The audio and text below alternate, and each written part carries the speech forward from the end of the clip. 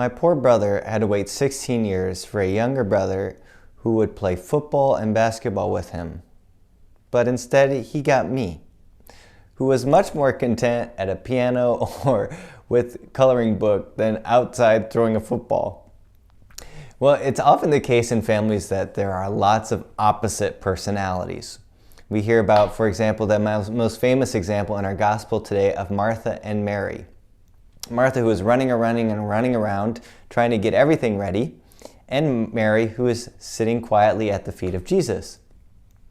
Now, this is often sort of read as a story about where the importance of prayer and contemplation over action.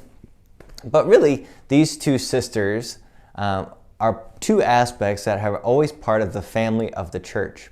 The church throughout history has recognized the importance of these two aspects of our faith. One, the active apostolic mission of the church, and two, the contemplative, more introspective, prayerful side of the church. And we see those reflected in both St. Paul in our first reading, and in the saint we celebrate today, St. Bruno. In our first reading today from St. Paul in his letter to the Galatians, which we will hear through next Wednesday, we see the apostolic or Martha-like aspect of the church.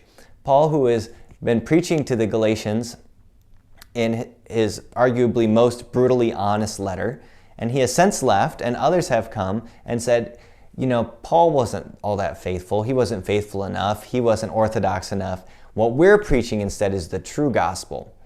And Paul takes great offense at this and says, look, I wasn't preaching myself. I learned from the apostles themselves. I spent 3 years with them. I lived with them. I learned from them. So what I preach is not me. What I'm preaching is what they handed on to me. And so he takes great zeal in this apostolic aspect and mission of the church. St. Bruno, on the other hand, lived about 1,000 years after Paul. He died in the year 1101, and he was a really well-educated guy. He kind of rose up through the ranks in church hierarchy, but yet felt this call to a more contemplative, introspective life. And so he, thanks to a former student of his, who was then bishop, was given a little piece of land in the area of Chartreuse, France. And because of the area, they received the name of the Carthusians. And what the Carthusians did, and what Bruno did with his initial followers, is they lived in hermitages, but connected. So they kind of lived a solitary life, but yet looked out for each other. They would gather weekly for Sunday Mass. They made their living by copying manuscripts. And he said it has a great motto, which I think is the motto of the Carthusians, which is, the world is constantly changing, but the cross is forever firm. So too for us, he reminds us that through all the changes of life, we are called to this contemplative aspect of the church too. Unfortunately, Bruno was called on by another former student of his, then Pope, to come to Rome and to be a consultant, which he did until the end of his life, and he passed away in Rome. But he always, I imagine, had this call and this yearning to go back to be with his brothers.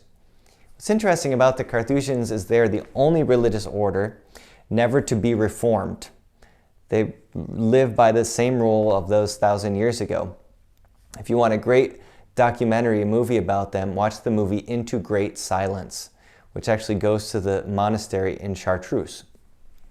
So today, maybe as we reflect on these two brothers of the church, both the apostolic and the contemplative, maybe we might think about what our own faith looks like. Do we tend to be more on the Martha side of faith, going and being about the missionary work of the church? Or do we tend to be more like Mary, kind of calm and finding that quiet place? Whatever we do, wherever we find our spirituality, maybe today we can work on the opposite, so that by our own witness, we witness to the diversity of Christ by the way we live our lives today. St. Bruno, pray for us.